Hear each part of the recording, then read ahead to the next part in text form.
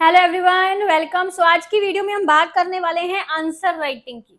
जी हाँ, HPSC PGT economics and HPSC assistant professor economics दोनों के सब्जेक्टिव एग्जाम्स होंगे। उनके लिए आपको लिख कर आना पड़ेगा। सबसे बड़ी समस्या लिख कर आने में रहती है कंटेंट की, कि इतने कम टाइम में कैसे किताबों में से नोट्स बनाए, क्या करे, है ना। एक बना बनाया कंटेंट और नोट्स इस टाइम पर मिल जाए तो बहुत अच्छी बात हो जाती है। इसी मकसद से हमने HPSC assistant professor and PGT economics का कोर्स एमएस स्टडी गुरु पर लॉन्च कर दिया है और काफी सारी इसमें एनरोलमेंट्स भी आ चुकी हैं। हम एक लिमिट तक की एनरोलमेंट्स लेंगे। आप अभी जाके अपनी सीट कंफर्म कर लीजिए, एनरोल कर लीजिए। डिस्क्रिप्शन में आपको एमएस स्टडी गुरु ऐप का लिंक दिया हुआ, यहाँ से आप स्कैन भी कर सकते हैं। ठीक है, यहाँ पे क्लासेस भी मिलेंगी आपको और साथ में नोट्स भी मिलेंगे। तो देखिए, ध्यान से एक चीज समझिए। जो सब्जेक्टिव एग्जाम रहता है इसमें ये बड़ी समस्या होती है कि पूरे नंबर कभी नहीं मिलते, जो मर्जी कर लो। मैं यूनिवर्सिटी टॉपर रही हूँ और उस टाइम पर मास्टर्स इकोनॉमिक्स में मेरे public economics, money banking, agriculture economics, इस तरह के पूरे थेरेटिकल सब्जेक्ट्स में भी 90+ नंबर गए हैं। ठीक है, हालांकि सब्जेक्टिव एग्जाम में इतने नंबर्स लाने थोड़ा डिफिकल्ट होते हैं। इसके पीछे दो चीजें हैं, उनके बारे में वो टिप्स सारी आपके साथ में शेयर करने वाली हूँ, ताकि आप भी सब्जेक्टिव एग्जाम में अपने नंबर्स, अपने मार्क्स को बूस्ट कर सकें। ठीक है, पहली चीज मैंने आपको बता दी, इसमें कंटेंट का बहुत बड़ा रोल होता है। अभी जो भी मेरे एजुकेटर्स हैं, आपको क्लासेस प्रोवाइड करते हैं, मेरी गाइडेंस में करते हैं, उनको पूरा जो भी नोट्स बनाती है हमारी टीम, इस तरह से बनाती है आपके लिए कि आपको ज्यादा से ज्यादा उसमें flow charts, diagrams, data, equations, इस तरह की चीजें ज्यादा उसमें हो, बिकॉज ये चीजें आपके मार्क्स को बूस्ट करती हैं। ठीक है, तो आपको पेड बैचेस में नोट्स इस तरह के ही मिलते हैं, जिस तरह के आपको अपने एग्जाम के लिए चाहिए बेसिकली, जिससे आप अपनी प्रेजेंटेशन को और मजबूत बना सकते हैं। लेट्स सी, तो सबसे पहले हम यहाँ पे समझते हैं। जैसे देखो, आपको कोई भी इस तरह का, मैं ब्लैक पेन से लिखूं क्या, क्वेश्चन आया है एग्जाम में, थ्योरेटिकल क्वेश्चन। ठीक है, पहले तो क्वेश्चन पढ़ के समझिए। रेलिवेंसी बड़ी जरूरी है भाई। कई बच्चे क्या करते हैं कि क्वेश्चन में लिखा कुछ होता है, जवाब कुछ दे रहे होते हैं। मतलब कहने का कि आप ये देखिए कि उसमें पूछा क्या गया है, क्वेश्चन में आपको कौन सी चीज पूछी गई है। ठीक है, तो अगर आपको मान लो क्वेश्चन में ऐसा क्वेश्चन आया कि how inflation effect the salaried person, ऐसा कुछ क्वेश्चन आया। अब आप उसमें सारे इफेक्ट्स इन्फ्लेशन के लिख के आ रहे हो, तो वो जस्टिफाई नहीं कर रहा आपके आंसर को। आप ठीक है, इन्फ्लेशन का डेफिनेशन लिखोगे कि इन्फ्लेशन ये चीजों पर इस तरह से इफेक्ट डालता है। उसमें मेन जो सारा बॉडी है वो आपका इस चीज पर बनेगा कि इन्फ्लेशन सैलरीड पर्सन पे क्या इफेक्ट डाल रहा है। मतलब कहने का कि जो पूछा गया है उसके रेलिवेंसी के अकॉर्डिंग आंसर देना, ये एक बहुत बड़ी बात है। कई बार होता है क्वेश्चन एग्जाम में होता है तो उसके बारे में आपको पता ही नहीं होता क्या लिखना है क्या नहीं लिखना, आप आता ही नहीं होता। तो सब्जेक्टिव एग्जाम में छोड़ के मत आइएगा, फिर आप ये चीज कह सकते हैं कि हाँ उसके बारे में, मतलब उस क्वेश्चन में किसी एक पर्टिकुलर वर्ड के बारे में भी आपको कुछ भी पता है वो लिखाओ। छोड़ने से बेटर है लिखाओ, मतलब एक आधा नंबर तो मिलेगा ना, उस केस में हम ये चीज बोलते हैं। बट जो एक अच्छा आंसर राइटिंग है, गुड आंसर राइटिंग है, उसमें रेलिवेंसी मैटर करती है। आपको पूछा क्या गया है उस पर फोकस करना है आपको। ठीक है, बजाय के वो पूरा टॉपिक ही छाप कर नहीं आ जाना है ना। मतलब जो चीज पूछी गई है उसको समझना, समझकर उसी चीज को वैसे लिख कर आना।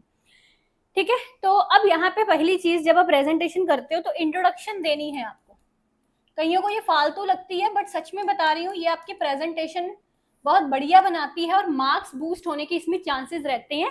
एक जो टीचर है, मैंने पहले भी चीज बताई थी, जब उसको पैराग्राफ फॉर्म में चीज मिल रही है, उसको ढूंढना पड़ रहा है, पढ़ना पड़ रहा है सारा।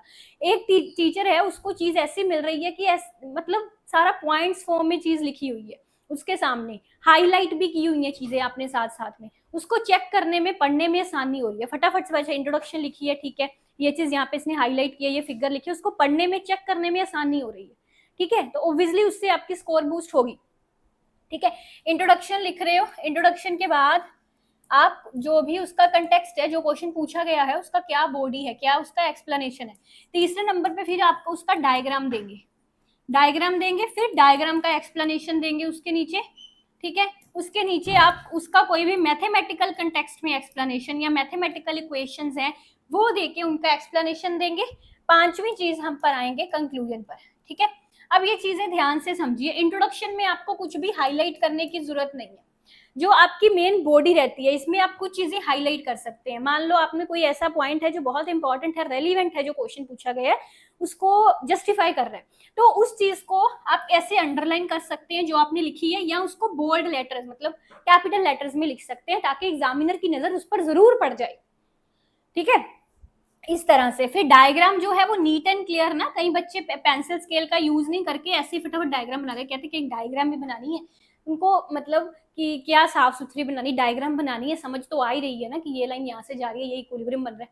नहीं बच्चे, बहुत मैटर करता है साफ सुथरी डायग्राम, और एक डायग्राम बहुत मैटर करता है, नंबर चीज बूस्ट करती है। आपकी डायग्राम में लाइंस सीधी और टेढ़ी बहुत मैटर करता है, इट मैटर्स ए लॉट। कई बच्चे समझते हैं कि सिर्फ जो हमने लिखा है, कंटेंट दिया है, वो मैटर कर रहा है, ये चीजें मैटर नहीं कर रही। ये चीजें आपके पास जितनी अच्छी मर्जी डायग्राम्स आपको दे दी हमने, बट जितनी मर्जी 4 डायग्राम्स भी ये क्वेश्चन की दे दी ना, जब आप उसको फायावर्ड, हम पंजाबी में बोलते हैं, फायावर्ड तरीके से एग्जाम में बना के आओगे ना, तो नंबर कटेंगे कटेंगे उससे। प्रेजेंटेशन और साफ सुथरा काम बहुत मैटर करता है। तो आप पेंसिल स्केल से डायग्राम को अच्छे से सही तरीके से बना के आएंगे, और डायग्राम में labelling that is a very very important thing. Without label diagram, कुछ आपकी डायग्राम ऐसी होनी चाहिए खुद बोल रही है डायग्राम कि अगर एग्जामिनर आपकी डायग्राम की एक्सप्लेनेशन भी नहीं पढ़ रहा ना, उसको आपकी डायग्राम देख के सारा सिस्टम क्लियर हो रहा है, भाई यहाँ पे इक्विलिब्रियम है, यहाँ पे ये चीज है, यहाँ पे हर एक चीज। एक सिंपल सी आपको उदाहरण देती हूँ। मान लीजिए मैंने ना इक्विलिब्रियम की डायग्राम बनाई, सप्लाई एंड डिमांड इक्विलिब्रियम की सिंपल डायग्राम बनाई। ये देखो, एक बच्चा है जो जस्ट ऐसे डायग्राम बनाकर आ गया। चलो यहाँ पे उसने लिख दिया क्वांटिटी, यहाँ पे लिख दिया एक्स, और यहाँ पे लिख दिया प्राइस। एक बच्चा ये डायग्राम बना के आ गया, उसने बता दिया भाई ये इक्विलिब्रियम, ये डायग्राम है। ठीक है, देख लो इसको ध्यान से। एक ये डायग्राम है, एक बच्चे ने ये डायग्राम बनाई है, दूसरा बच्चा है इस डायग्राम को इस तरह से बना रहा है। अब देखना कैसे, ये मेरा सप्लाई कर्व है, ये मेरा डिमांड कर्व है। ठीक है, so he is writing Q equilibrium quantity equilibrium price, and जहाँ पे ये इक्विलिब्रियम है, यहाँ पे सप्लाई एंड डिमांड इक्वल्स ये जो पोर्शन है यहाँ पे supply is greater than demand. ठीक है, and eight here that is demand is greater than supply. ठीक है ना, मतलब इस तरह से उसके सारे लेबल्स उसको दे के आ रहा है डायग्राम के, या इसको ऐसे कर सकते हैं, पूरा लाइन साथ में जोड़ दें। ठीक है, सो दिस इज प्राइस 1 या दिस इज प्राइस 2, है ना, ये सब चीज साथ में उसको करके आ रहा है, एक्सप्लेन करके आ रहा है इस तरह से।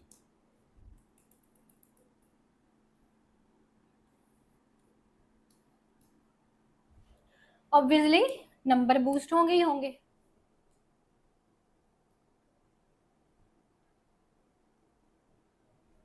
ठीक है, समझ गए मेरी बात को।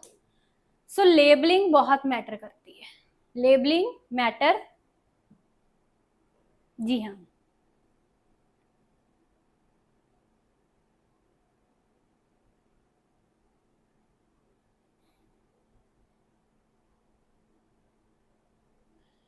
तो ये चीज हो गई। अब अगला पॉइंट क्या था,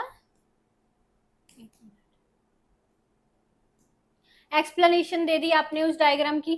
फिर मैथमेटिकल इक्वेशन आपने जो भी लिखी है ना, उसकी एब्रीवेशंस बहुत जरूरी है। जैसे मान लो आपने एक इक्वेशन लिखी है y is equal to C plus I. अब भाई क्या पता चला ये y क्या है, सी क्या है, आई क्या है, एक अननोन बंदे को या ले मैन को ये चीज समझ में नहीं आ सकती, आपको डिफाइन करना पड़ेगा उसको। ठीक है, y क्या है, इनकम है, सी क्या है, कंजम्पशन है, आई क्या है, इन्वेस्टमेंट में, इस तरह करना पड़ेगा। इसको आप एक इस तरह से सर्कल में भी साइड में बना सकते हैं, उसको बस हाईलाइट करने के लिए। फिर आगे कंक्लूजन।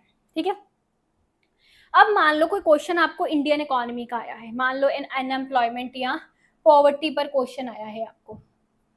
ठीक है, कुछ ऐसा क्वेश्चन आया है, उसमें सबसे इंपॉर्टेंट चीज है लेटेस्ट डाटा। क्या इंपॉर्टेंट चीज है, लेटेस्ट डाटा। जैसे मान लो पॉवर्टी क्वेश्चन आया, उसमें आपने इंट्रोडक्शन लिखा, ठीक है, उसमें अब मान लो कोई डायग्राम नहीं है, कोई डायग्राम नहीं है, तो कोशिश करो उसमें पॉइंट से ज्यादा बनाओ, जो भी आप इंट्रोडक्शन के बाद उसका बॉडी लिख रहे हो ना, ठीक है, 2 लाइनों में उस चीज को, फेनोमेना को एक्सप्लेन करके उसके जितना हो सकता है पॉइंट्स की फॉर्म में उसको बनाओ कि ये कॉन्सिक्वेंसेज हैं पॉवर्टी के, ये कारण है पॉवर्टी के, जितने ज्यादा पॉइंट्स एक्सप्लेन कम कर दो, चाहे पॉइंट्स ज्यादा बनाओ, ठीक है। और anything that is relevant for your question कि भाई इंडिया में इतनी पॉवर्टी है, या इंडिया में पॉवर्टी इतनी कम हुई है पहले से, या कुछ भी ऐसा आप जो डाटा उसके बारे में जानते हो, हाईलाइट करके लिख लो।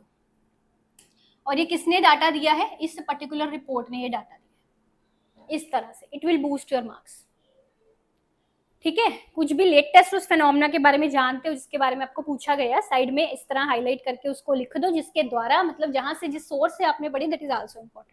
आपको बजट पढ़ाया जाएगा कोर्सेज में, बजट से आपको कोई फिगर याद है इस तरह की, तो you can mention that figure, you can mention that data, ठीक है। समझ गए बात को। अब एक सिंपल सी उदाहरण और देती हूँ आपको, जैसे पीजीटी इकोनॉमिक्स के एग्जाम में क्वेश्चन आया था, how government sector affect circular flow of income, ऐसे करके, affect circular flow of income, ये क्वेश्चन आया था। अब मान लो आपको ये क्वेश्चन अटेम्प्ट करना है, अब भाई सबको पता है भी गवर्नमेंट सेक्टर का सर्कुलर फ्लो ऑफ इनकम एक रोल है, everyone know, but number boost उसके होंगे जिसके कंटेंट में थोड़ा ज्यादा दम है और जिसकी प्रेजेंटेशन बढ़िया है, ठीक है। अब इसमें आप सबसे पहले इंट्रोडक्शन लिखेंगे कि भाई हाँ गवर्नमेंट सेक्टर का एक इम्पॉर्टेंट रोल है सर्कुलर फ्लो ऑफ इनकम में, गवर्नमेंट के परचेजिंग्स जो हैं वो इफेक्ट करती हैं सर्कुलर फ्लो ऑफ इनकम को, ठीक है। और in many ways government play an important role, या गवर्नमेंट अफेक्ट्स द इकोनॉमी, इस तरह से इंट्रोडक्शन लिख देंगे। उसके बाद एक्सप्लेनेशन इसकी जब आप करेंगे, एक्सप्लेनेशन करेंगे सेकंड वाले पैरे में, ठीक है, तो वहां पर जब आप सेकंड पैरे में एक्सप्लेनेशन उसका फेनोमेना का स्टार्ट करते हैं, दैट इज योर चॉइस कि आपको सिंपली नेक्स्ट पैरा शुरू कर देना है, मतलब जहां पे आपने इंट्रोडक्शन खत्म की ना, उसके बाद सिंपली आप नेक्स्ट पैरा स्टार्ट कर सकते हैं। You can start next para with एक लाइन छोड़कर अगली लाइन से नेक्स्ट पैरा शुरू कर दिया, या फिर उसी लाइन से थोड़ा इस यहाँ से स्टार्ट कर दिया, ऐसे ही करते हैं ना, नेक्स्ट पैरा शुरू करोगे। अब वो जो आपने पैरा नेक्स्ट शुरू किया वहां पे आप सारा एक्सप्लेन करोगे कि भाई गवर्नमेंट परचेजेस कौन से हैं, ठीक है, कैसे गवर्नमेंट परचेजेज या गवर्नमेंट सेक्टर इफेक्ट करता है इकोनॉमी को, वो सारा फेनोमेना एक्सप्लेन करोगे।